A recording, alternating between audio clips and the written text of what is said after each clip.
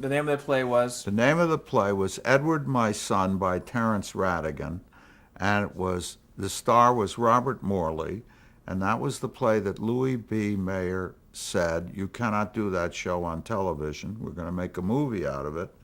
And so we were stuck without a play, and we ended up doing Light Up the Sky by Moss Hart, which was not a bad idea anyway.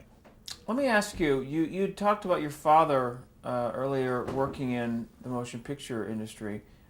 What did he think of you working in television? He thought it was terrific. Got me out of the house, earned a living. No, I don't remember ever talking to him about it. I was just too busy earning a living and writing as much as I did. Uh, he must have known that television would eventually take over the way it did. But do you think that he shared the same fear that television would be a danger to? No, the movie people were not very bright about television. They didn't realize that it was going to take them over as much as it did.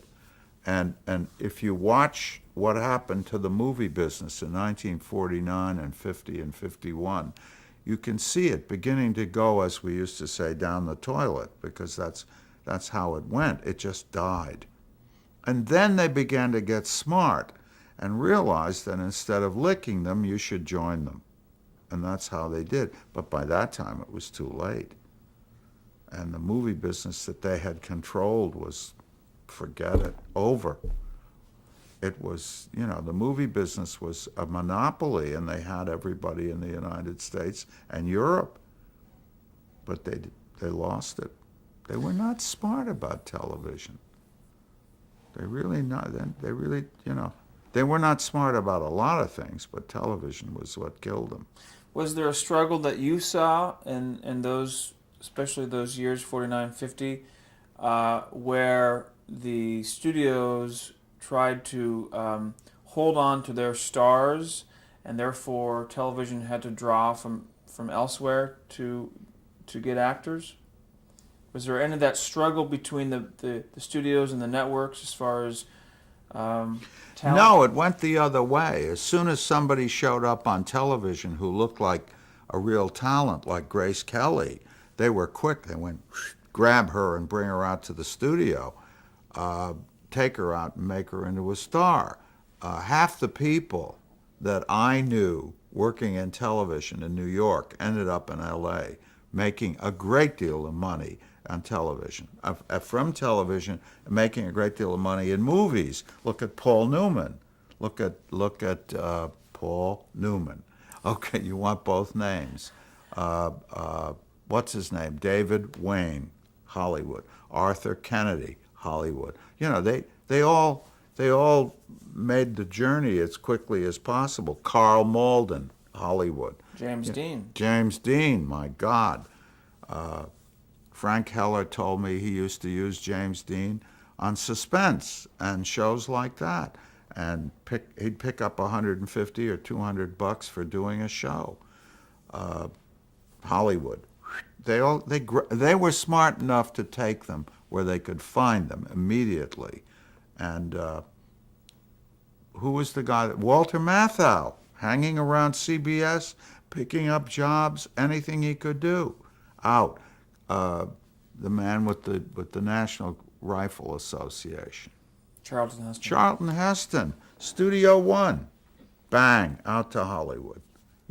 They grabbed off as fast as they could get, and then they started grabbing the directors too, and then they started grabbing the writers.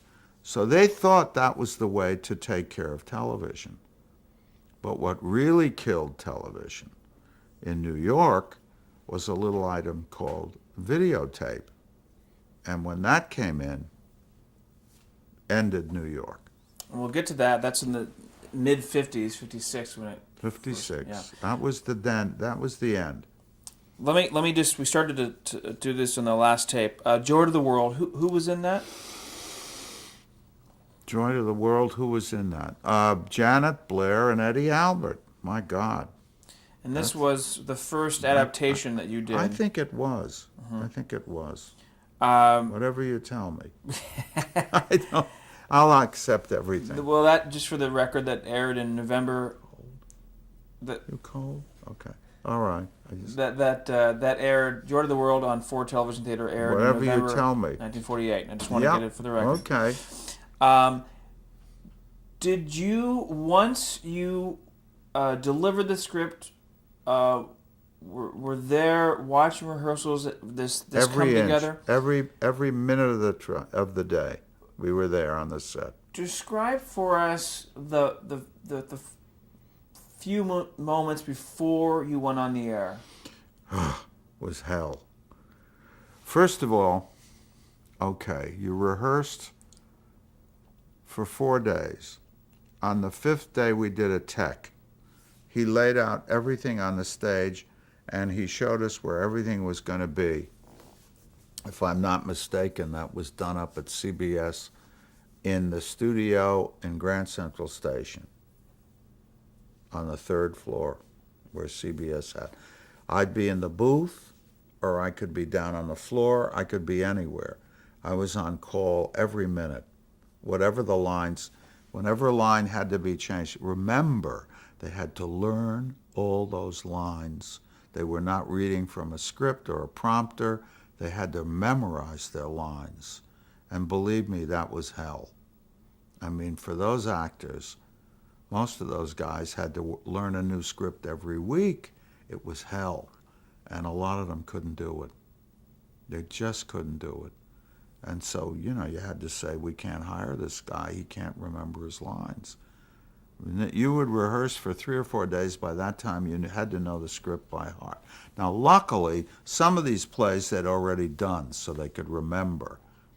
But I remember doing Arsenic and Olace with Josephine Hull, and Josephine Hull knew all her lines, and she kept saying to me, I'm so nervous, because I don't know if I'll remember everything once the camera's on.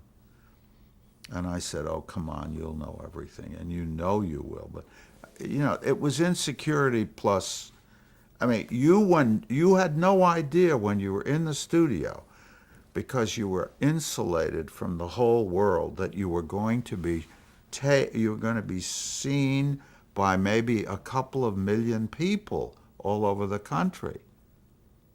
It was terrifying. She couldn't think of it that way. And Mark in the booth was calling the shots, and if somebody made a mistake on the shot and he went too far over there, suddenly on the side of the soundstage, you'd see somebody picking his nose or something like that. It was tension all the way. It's like nothing. I remember thinking to myself when we were doing that show or the 54th Street Review, I'm only 28 years old and I can do this, but if I were 20 years older, I couldn't do this. And I saw an awful lot of middle-aged people who had to quit, who couldn't deal with it, just couldn't deal with it. So the day of the show, you said that you would either sit up in the booth or down on the stage? I did that all through the dress and everything else. The day we did the show, it was dedicated to the show. You just did nothing but work there. And you were there from morning until you finished at night, at which point you would go somewhere and collapse. Was there a point there where, as the writer, you had to just sit back and accept what was going to be? Oh, sure. You couldn't change anything. Was that a difficult thing for you to do? No. You had just listen, you had to adapt. When you got to a certain point, you did it. That was all there was to it. The exigencies of time took over. And also, don't forget that on that same soundstage, there would be 3 guys or 4 guys from the advertising agency doing their commercial at the same time. And that was one of those insanities, because they'd be sitting there like they'd shoot one commercial, I remember, at a fish tank, and they were going to pan through the fish tank and show you a car go through, and the car was on the same soundstage, by the way. And there were all these goldfish. The only trouble is when they went on the air, the goldfish all stayed at the bottom of the tank, and they wouldn't come up. and there's no way to get goldfish to come up, so there's an empty scene with no goldfish. They said, that's the last live commercial we're going to do. They don't do these anymore. So we stopped doing live commercials.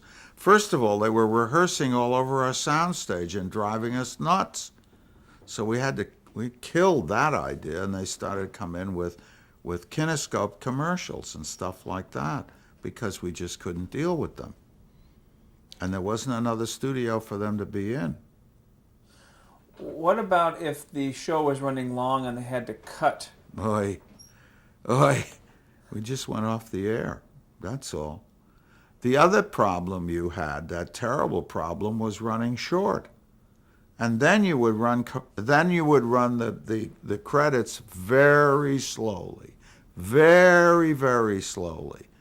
You know, somewhere downstairs in the basement, in the cupboard, I have an original credit roster, and I saved it because it said script by Max Wilk and George Axelrod. And I figured this huge long thing was the roller that they rolled on, roll the credits, and there we came. And I said, I'm going to take that home. And there it is after 50 years, I still have it. But you could roll credits forever. You just rolled them very, very slowly to take up all the time that you lost. Would actors have to improvise if it was... Oh, God, yes. Oh, please. Some of those people were so brilliant. Did Perry Lafferty ever tell you the story about the revolution scene in one of his scripts where they were supposed to be three guys who were going to ride into town, and whatever the script was, there were three guys, and the idea was that one of them was supposed to ride into the scene and say, there's been a revolution and we have to ride into town and support the man, whoever was the new, the revolutionary, whatever it is. And at 4 o'clock in the afternoon, they did a dress, and the guy who was the actor decided that was all he had to do, so he went home. He didn't realize he still had to do it on the air. And they went on the air, and he wasn't there. And the other two guys are sitting at by the fire saying, well, they're waiting for him to come in and do his lines, and he's not there. They're stuck, and they're on the air. And one of them says to the other, you know what I think? I think there's been a revolution in town. The other one says, you think there's been a revolution in town? Well, in that case, maybe we'd better get up on our horse and ride into town. And the other one says, yes. And they got up and they walked off the set.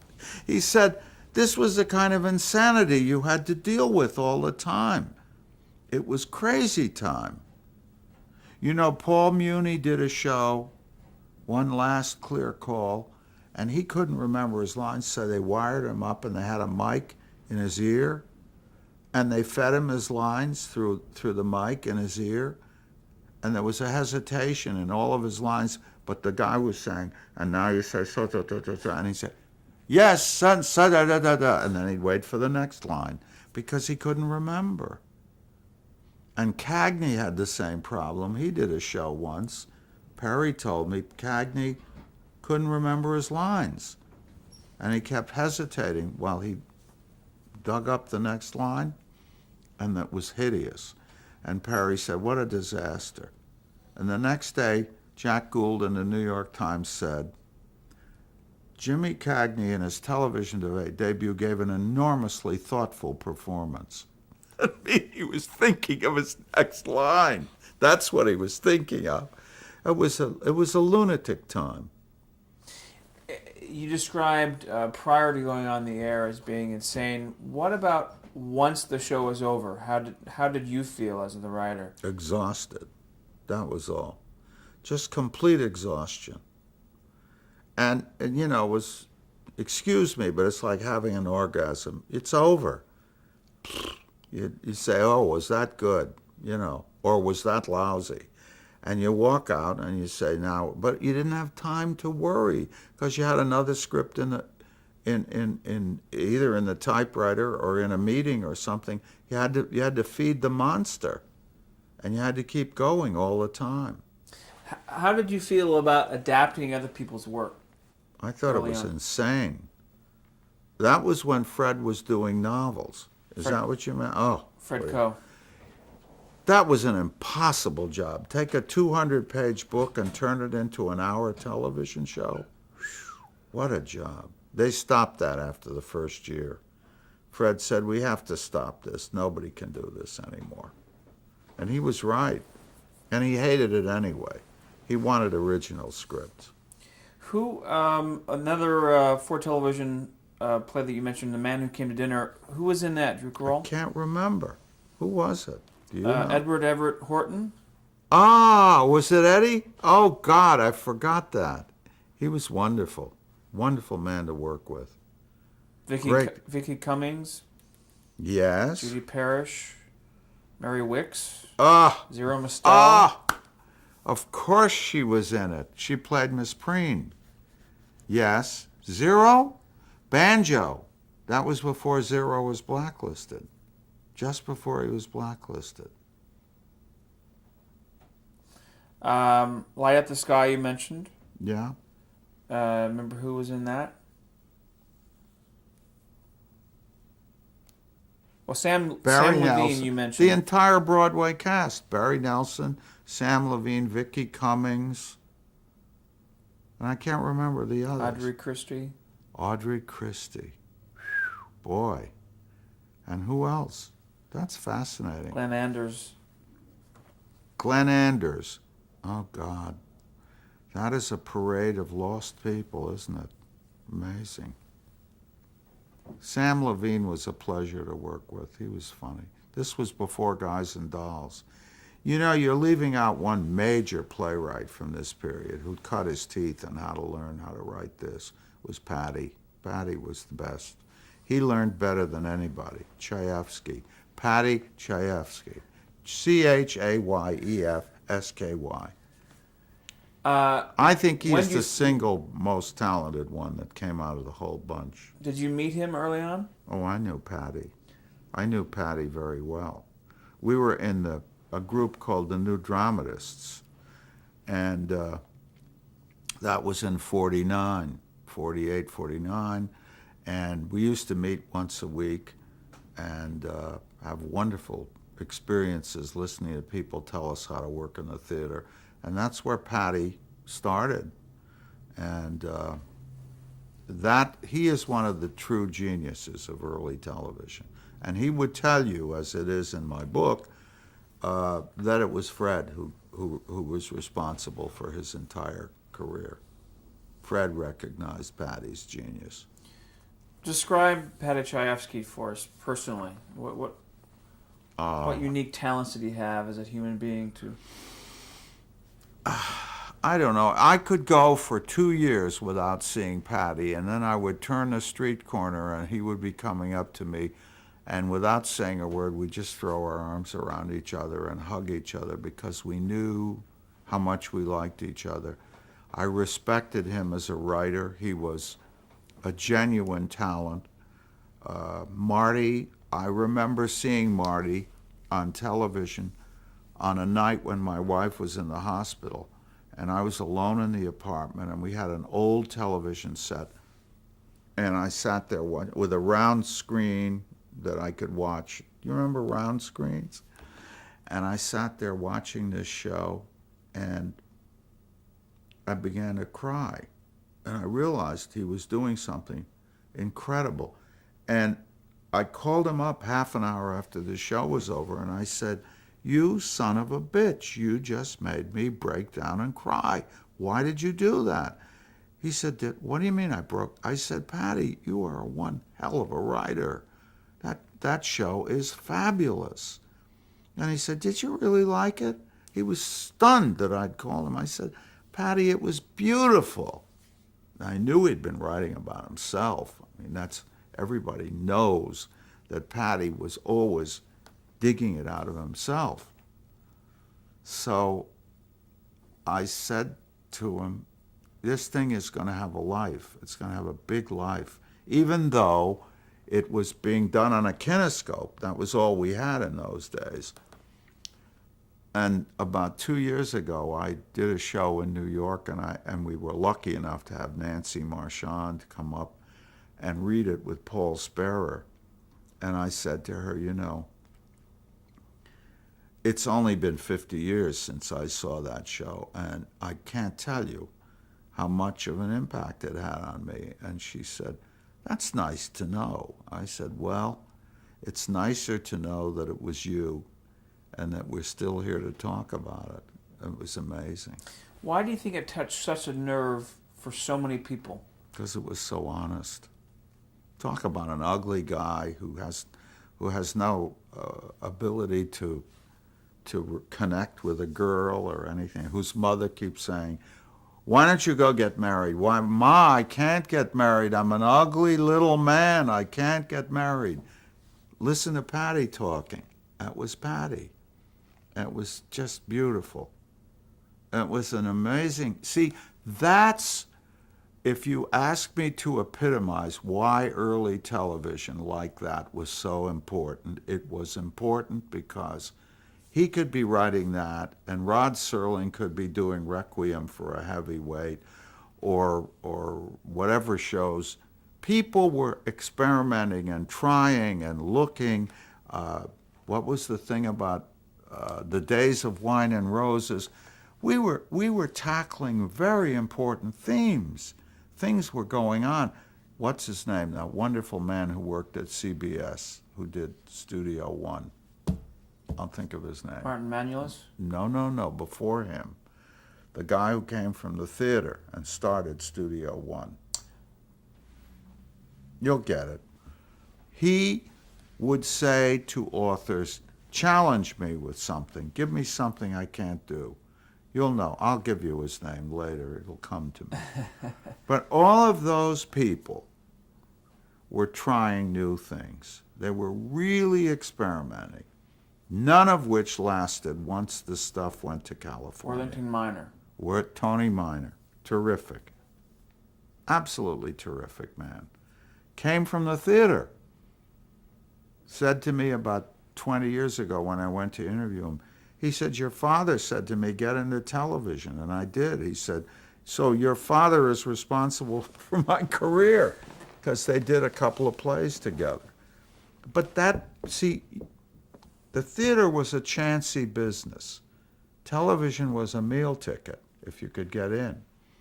And that was the difference. If you were to isolate Marty in the history of television, that first show, that first performance, what could you say is the significant? How did it elevate the medium as far as history? Well, I think probably it showed the people, the structure of television in those days. You have to understand, the networks didn't control what was on the air. You know that. The advertisers and the sponsors controlled the slot, the Lucky Strike Playhouse, the Ford Television Theater, Westinghouse Presents Studio One. All of these were controlled by advertising agencies. When you did a deal in those days with anybody, you worked out of an advertising agency. Fireball Fun for All, the Buick show that I worked on, was the Cudner agency. That was a whole other thing. They had the Buick account.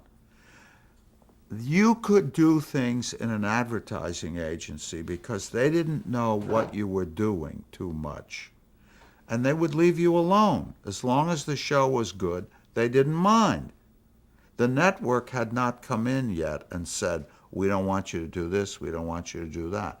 When the networks began to take over the time slots and say, CBS is going to present this show or whatever it is or that show, then some of the excitement and changes went out of it. But up until, Tony Minor told me that he produced 4 shows in 1 year. He had the Goldbergs, he had Studio One, and he had the Ed Sullivan Show, and he had one other show he started for them in 1 year. all of these shows were done at CBS, but they were sold to various sponsors. They were the ones that talked about what the content of the show should be.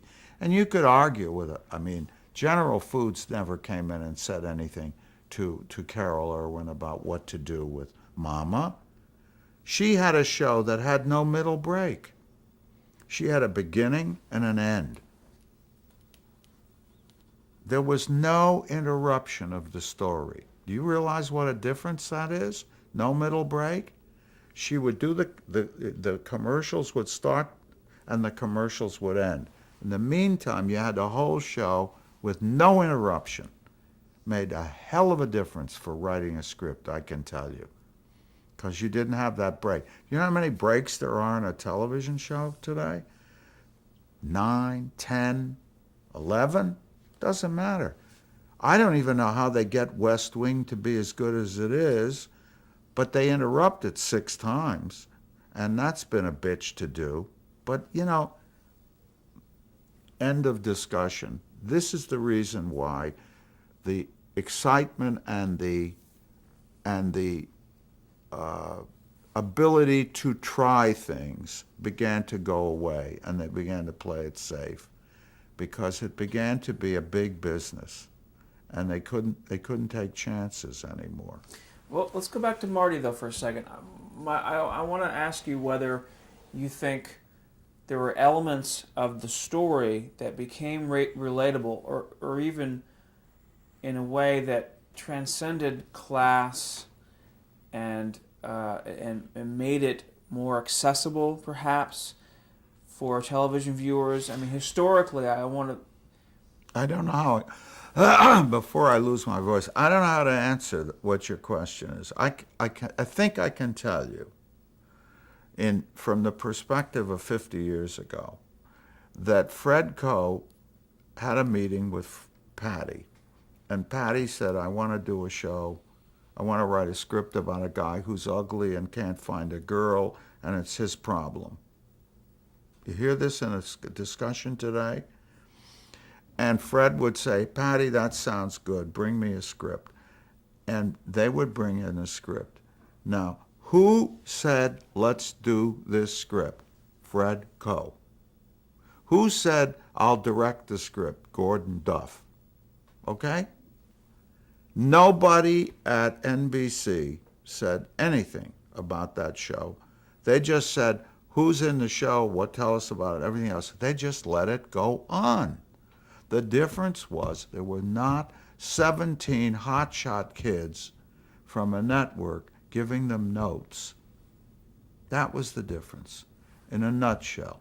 And all that stuff that happened in the networks after that was designed to take anything controversial out of a show because it might offend the audience or this or that. Those years have passed, and now we go out to offend an audience as much as we can. I'll stop you right there and change tapes. Already?